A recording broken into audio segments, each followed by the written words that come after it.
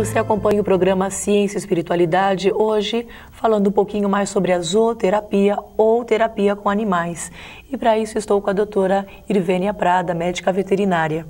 Doutora Irvênia, já existem número suficiente de casos de pessoas trabalhando, né, com a zooterapia para fazer um estudo científico sobre os benefícios? Olha, eu convido todos para entrar na internet e assistir uma palestra que foi proferida pela doutora Hannelore Fuchs, médica veterinária e psicóloga, que trabalha com zooterapia, e essa palestra está gravada no Medvesp, um movimento que eu criei lá na veterinária da USP. E existem muitos estudos já feitos e tudo, e inclusive alguns estão denunciando, estão enfocando as dificuldades que existem, não é? Tanto por parte de quem recebe os animais para esse tratamento, quanto por parte das pessoas que cuidam dos animais e levam os animais até lá. Uma das coisas que tem que ser observado é que, por exemplo, a necessidade de cuidados de higiene, os animais serem treinados. Então, existe todo um cuidado de preparar os animais para esse tipo de situação. Outra coisa que você tem notado em relação aos animais é que os animais somatizam muito os estados de depressão, os estados de saúde, né? Tanto que esses animais requerem cuidados do ponto de vista médico-veterinário e psicoterapeuta também, mais do que animais que não trabalham em zooterapia, né? Então tem muitos estudos, eu acho que a doutora Hannelore é uma boa referência para poder responder a isso. E também eu gostaria de dizer que, apesar dos cães e cavalos serem os animais mais utilizados no Brasil, existem também outras tentativas. Por exemplo, dentro da própria USP, no campus de Pirassununga, nós temos uma colega, a doutora Maria de Fátima, que trabalha em zooterapia com invertebrados e tem tido muito bons resultados em relação a esse trabalho com a comunidade. Interessante. Bom, a senhora citou um ponto muito interessante, que é na questão da higiene. Alguns hospitais facilitam ou até mesmo evitam esse tratamento por conta da questão da higiene? Exatamente. Nem todos os hospitais aceitam esse tipo de trabalho. Eu ainda conversei com a doutora Hannelore esses dias e ela me contou que, por exemplo, a Santa Casa aceita bem, o Hospital Universitário lá da USP, o Instituto de Tratamento do Câncer Infantil e alguns outros hospitais. Mas é assim, tem que haver um entrosamento, tem um regulamento, tem muitas condições que têm que ser atendidas. Por exemplo, vamos supor, um paciente que esteja na vivência de um pós-operatório, que esteja na vivência de quadros muito dolorosos, ou que esteja com problemas mentais. Então, existem restrições, tanto por parte do paciente quanto por parte dos animais. Os animais têm que ser treinados, higienizados, vacinados. Então, é um trabalho que requer muito cuidado de ambas as partes. Certo.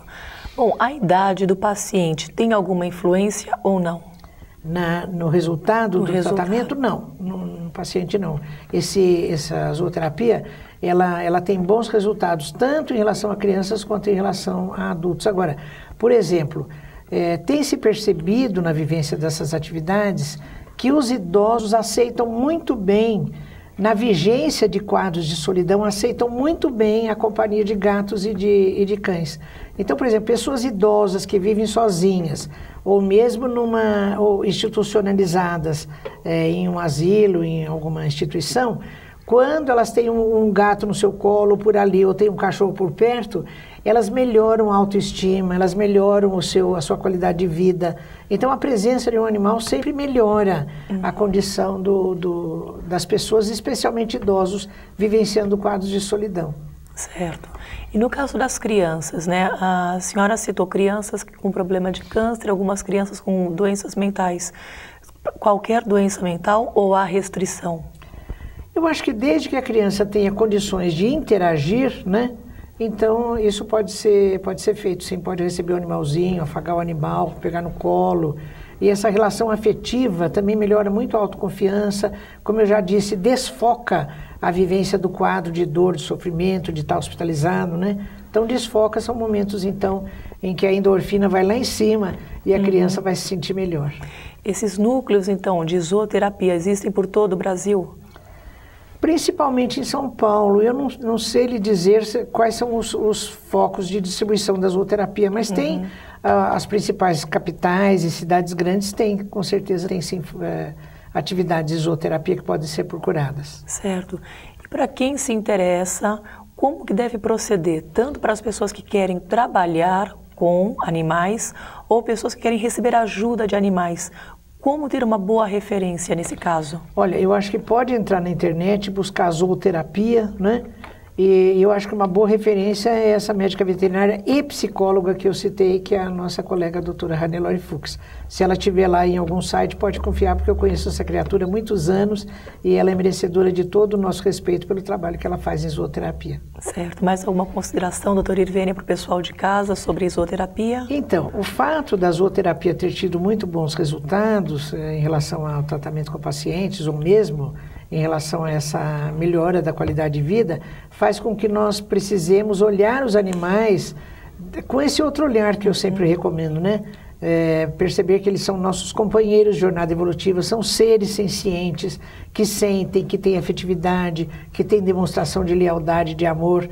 Então, cultivar essa relação afetiva e investir no amor, que é um investimento que nunca vai nos dar prejuízo algum, pelo contrário, sempre vai aumentar a nossa qualidade de vida, a nossa felicidade e tudo mais, né? Traz benefícios, né? Benefícios para todos. Tá certo.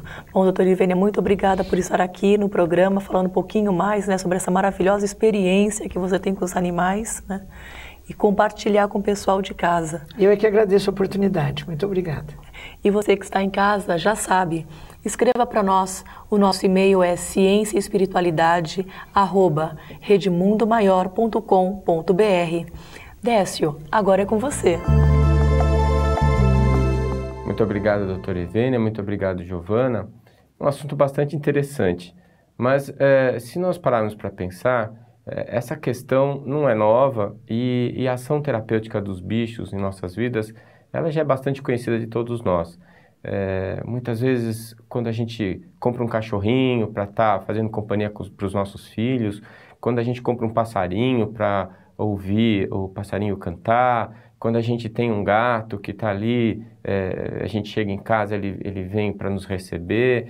Tudo isso são ligações afetivas que nós temos com estes seres e que nos trazem um retorno bastante gostoso, né? Eu lembro daquela música, Troque Seu Cachorro por uma Criança Pobre, né? A gente poderia dizer, tenha o seu cachorro e adote uma criança pobre, né? Quer dizer, uma coisa não invalida a outra. Os nossos irmãos animais, eles têm um nível de exigência muito baixo em relação a nós. Então é muito mais fácil nos relacionarmos com eles do que com uma outra pessoa. E para muitos de nós, muitas pessoas têm essa dificuldade. E o fato de conseguirem se relacionar com um bicho é uma primeira porta, um primeiro estágio a ser vencido para melhorar a sua relação com as outras pessoas, né? A companhia que os animais nos fazem, o afeto que eles nos dedicam, nos traz uma sensação de bem-estar, né? A companhia que eles nos fazem é muito importante. E isso não é de hoje, já sabemos, tem um efeito bastante terapêutico, um efeito bastante bom com relação às pessoas. O que está se ampliando é o nosso conhecimento a respeito desses animais e a maneira como eles podem nos ajudar. Aqui no Brasil, como a doutora Irvênia disse, a gente não tem essa experiência com golfinhos, por exemplo, né? Mas eu já estive em Fernando de Noronha, tive a oportunidade de nadar e de ter próximo de mim alguns golfinhos. E realmente a sensação que nós temos é que estamos ao lado de um ser de inteligência em comum, um ser que está se comunicando conosco de alguma maneira. Isso é extremamente interessante, é uma experiência renovadora e é uma experiência terapêutica.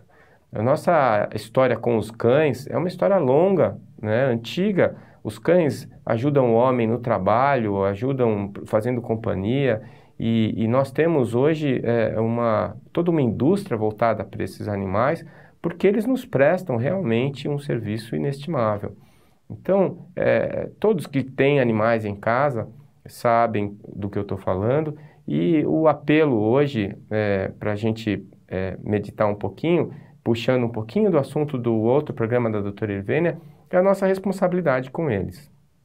Uma vez que nós temos um animal em casa, nós temos que pensar no que é que nós estamos estimulando para ter esse animal. Ou seja, ter animais silvestres em casa, né? Os pássaros, né? Alguns tipos de pássaros silvestres. Será que isso é lícito? Será que o que eu estou fazendo é só em meu benefício? Eu não estou dando nada em troca para aquele ser que está ali cuidando de mim, ao meu lado e trocando afetos comigo? Então é muito importante que a gente tenha sempre essa consciência, que a gente esteja sempre refletindo a respeito destes seres que, por serem menos evoluídos que nós, eles são facilmente subjugados por nós.